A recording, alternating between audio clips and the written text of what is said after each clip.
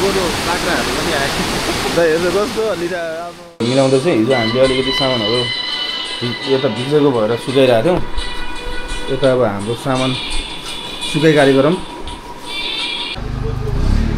अब हामी बसेको होटल यो चाहिँ हाम्रो अब गोकुलेश्वर बजार हो हाम्रो अब खाजा चाहिँ हामी बसेको होटलमा खाजा चाहिँ अलि मतलब चाहेको जस्तो नभएर त्यही भएर हामीहरू चाहिँ अब बाहिरमा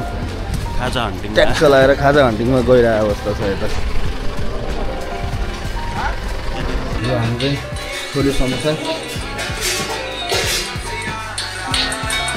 विथ एग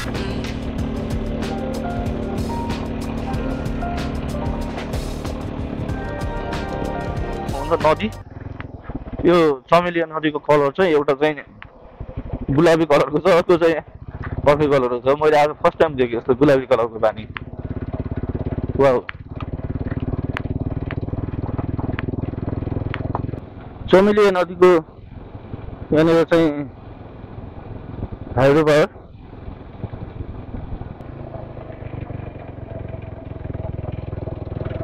यो चाहिँ यो नदीको हाइड्रो पावर जेनेरेट गरेको छ यतादेखि मार्मा गाउँपालिकालाई यहाँलाई स्वागत छ हाम्रो अपी बेस क्याम्प जाने क्रममा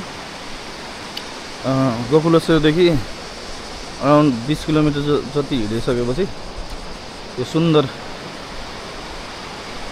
पहाड प्लस यता बगिरहेको यो चमेलिया नदी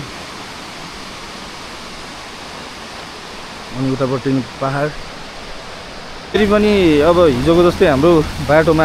आउँदै गर्दा पानी परेको अवस्था छ यहाँ दाइ चाहिँ उहाँ मस्त भ्यूको मजा लिँदै हुन्छ पानी परेर यहाँ पुरै बाटो पनि रोक्यो पानी परेर खुसी लागेको छ भन्दै हुन्छ दाइले चाहिँ अब यहाँ साथीहरू सबै तल घरतिर गएन हामी चाहिँ एकछिन यहाँनिर भ्यूहरू हेर्दै मस्त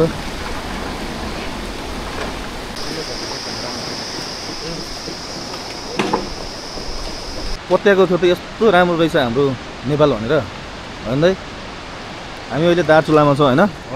दार्चुलामा छौँ अफि हिमाल जाने क्रममा चाहिँ यो बाटोमा एकदम सुन्दर दृश्यहरू झर्नाहरू यता यसलाई झर्ना भन्ने कि के भन्ने झर्ना हो हाम्रो लागि त तर यस्तो बवाल देखिरहेको त्यही हो गाइज हामी पनि देखौँ न त आउँदै त ल दाइ भाइ मस्त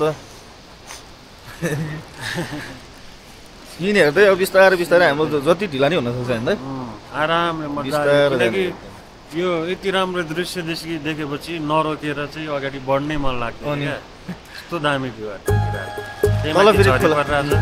पानी पनि परिरहेको छ यता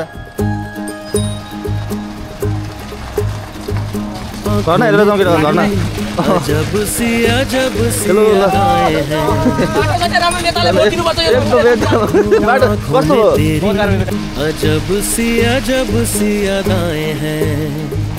दिल को बना दे जो पतंग सांसें ये तेरी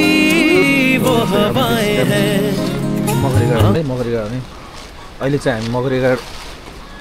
पुगेर यता लोथ्याल फेन्सी किराना पसल अपी होटेल एन्ड लजमा चाहिँ हामी खाजा खाइरहेको जस्तो छ यहाँ दाइरोमा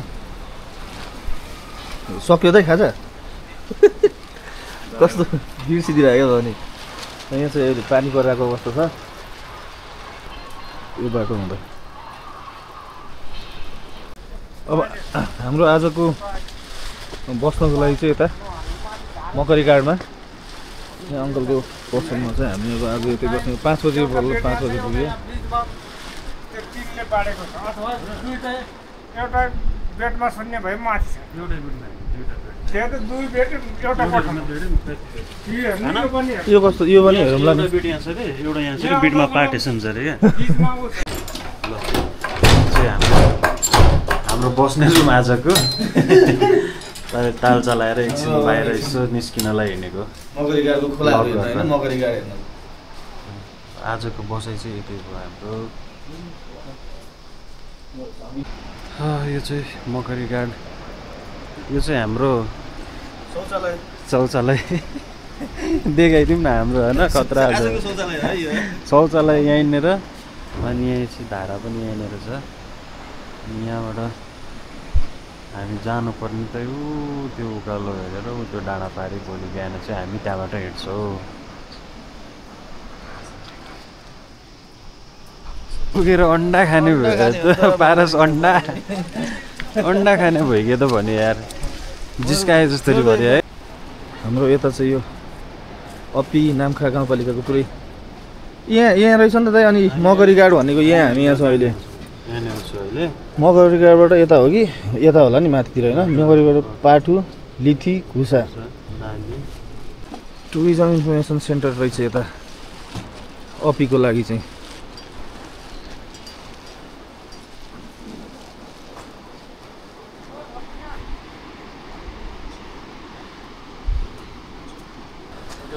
हाम्रो यो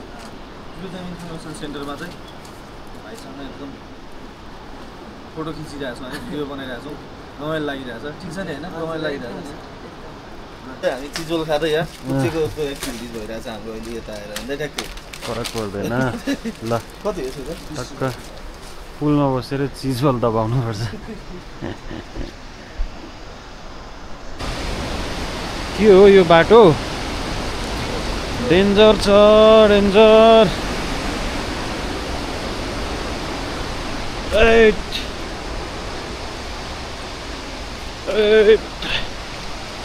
यस्तो हो क्या ड्रोन सट लिने भनेको ट्याक्कै यहाँ पुलमा हिँडिरहेको होइन अलिक टाढो ड्रोन सट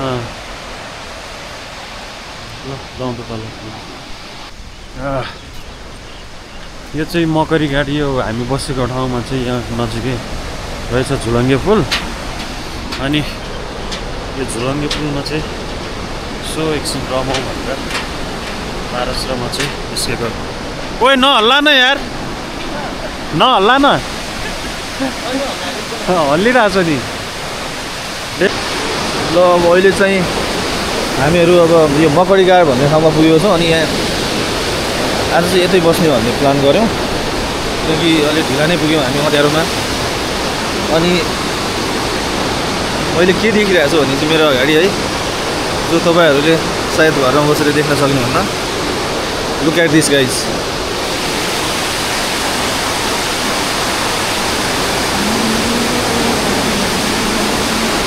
ल हजुरलाई वेलकम छ है स्वागत छ